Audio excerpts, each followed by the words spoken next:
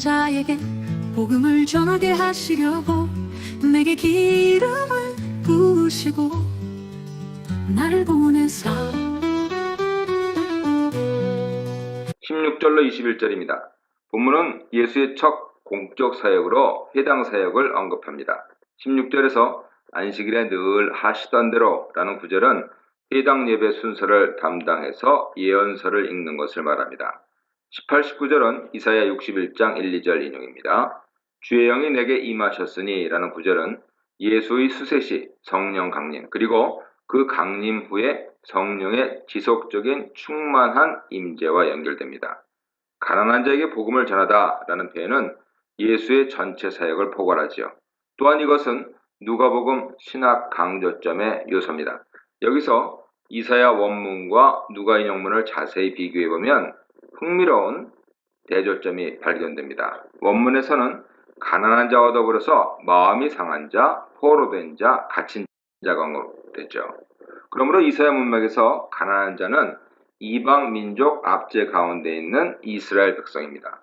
누가복음에서 가난한 자는 포로된 자, 눈먼 자, 눌린 자와 더불어 언급되는데 이들은 당시 사회에서 버림받은 자들입니다. 누가복음은 소외된 사회계층에 대한 관심과 배려를 그만큼 강조하고 있는 것이죠. 이러한 강조점은 마리아의 찬양에서 확실하게 나타납니다. 예수께서 가난한 자들을 위한 복음을 선포하신 것은 세상 가치의 역전을 시사하죠. 예수께서 메시아로 오심으로 인해서 하나님 나라에서 새로운 가치의 반전이 기대되게 됩니다.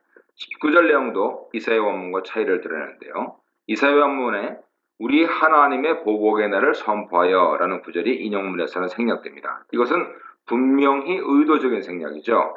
복음의 보편 차원에서 보면 이제 이방민족 심판의 날에 대한 언급은 필요하지 않습니다. 20절에 주목하여 보더라 하는 것은 그들의 눈이 예수께 고정되었다는 것으로 지대한 관심을 나타냅니다. 21절은 관심을 보인 청중에 대한 예수의 말씀이죠. 오늘 이 성경 말씀이 너희 듣는 데서 성취되었다.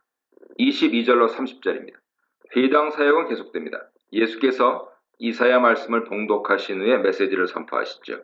그리고 그의 메시지를 들은 청중은 분노에 가득 차 그를 죽이려고 합니다. 22절은 예수 말씀을 들은 청중 반응입니다. 그들의 반응은 그에 대한 증언과 그의 말에 대한 놀라움으로 표현됩니다. 그를 증언하고 하는 의미가 무엇인지 모호한데요. 긍정적인 증언일 수도 있고 부정적인 증언일 수도 있습니다. 그런데 문맥상 부정적인 증언으로 보는 것이 낫습니다. 22절에 언급된 놀라움과 질문은 그들의 부정적인 태도를 반영하죠. 그들을 향한 예수의 메시지 역시 청중의 부정적인 반응을 전제로 합니다. 또한 설교 후에 청중의 과격한 분노도 22절에서의 반응과 상응합니다. 그래서 회당에서 예수의 말을 들은 자들은 그에 대해 비판적인 증언을 하면서 이 사람이 요셉의 아들이 아니냐고 묻습니다. 인물은 감탄, 놀라움의 긍정적인 것이 아니라 경멸, 비판의 부정적인 것입니다. 23절, 27절은 예수의 회당 설교 내용입니다. 그 내용은 두 가지로 구성되는데요. 선지자가 고향에서 대접받지 못한다 하는 메시지, 그리고 두 번째로 그 메시지를 예증하는 부분입니다. 23절에 속담이 인용되는데요. 의사야, 네 자신이나 고쳐라. 이런 태도는 십자가에 못 박히신 예수를 보며 조롱했던 관리들 태도와 동일하죠. 결국 이 태도는 선지자를 윽박지르는 자세로 나타날 것이라고 예수께서 예견하십니다. 가버나움에서 행하였다고 우리가 들은 대로 여기 고향에서도 행하라. 그리하여 24절에서 선지자는 고향에서 대접을 받지 못한다 말씀하십니다. 25, 27절은 예수께서 예를 들어 설명하시는 내용인데요. 엘리야 시대 사렙다 과부, 엘리사 시대 나아만을 지적합니다. 여기서 예증을 위해 등장하는 인물들은 모두 이방인이죠. 누가복음은 복음 안에서 유대인과 이방인의 화해 관계를 강조합니다. 그래서 이방인에 대한 언급이 두드러지게 나타납니다. 예수께서 칭찬하신 믿음의 사람 백부장, 강도 만난 자의 이웃으로 묘사된 사마리아인도 이방인이죠. 예수와 이방인 백부장의 접촉은 유대인 장로들에 의해 중재됩니다. 마태복음 병행구절에서는 백부장이 중재자 없이 예수를 만나는 것으로 서술되는데요. 누가복음에서 이방인은 더 이상 복음에서 제외된 대상이 아닙니다. 그래서 복음은 온 백성에게 미칠 좋은 소식이고 구원은 만민 앞에 준비된 것입니다. 메시아 그리스도는 이방을 비추는 빛이고 이스라엘의 영광으로 선포됩니다.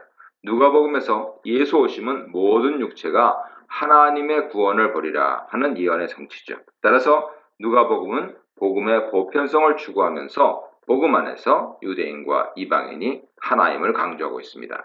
갈라디아 3장 28절은 민족, 신분, 성별과 상관없이 예수 안에서 모두가 하나임을 역설합니다. 28절 30절은 회당에서 예수 메시지를 들은 사람들의 반응입니다. 크게 화를 내다 라는 동사는 분노나 놀라움의 강렬한 감정에 의해 지배당하는 것을 뜻하죠. 그들은 예수 메시지를 듣고 치밀어 오르는 분노에 어찌할 바를 알지 못했습니다. 그래서 예수를 동네 밖으로 끌고 나가서 낭떠러지에 밀쳐 떨어뜨리려고 했죠. 그런데 예수께서 그들 가운데로 지나 떠나셨습니다.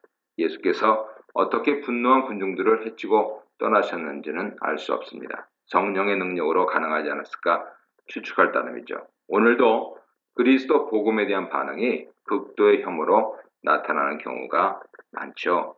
혐오뿐 아니라 방화, 살인, 테러 등 극단적인 반응을 보이기도 합니다. 그러한 반응에 대한 기독교인의 태도는 어떠해야 할지 분별하기 쉽지 않습니다. 다만 성령의 능력으로 담대함을 잃지 말고 어려운 상황을 헤쳐 나가야 할 것입니다.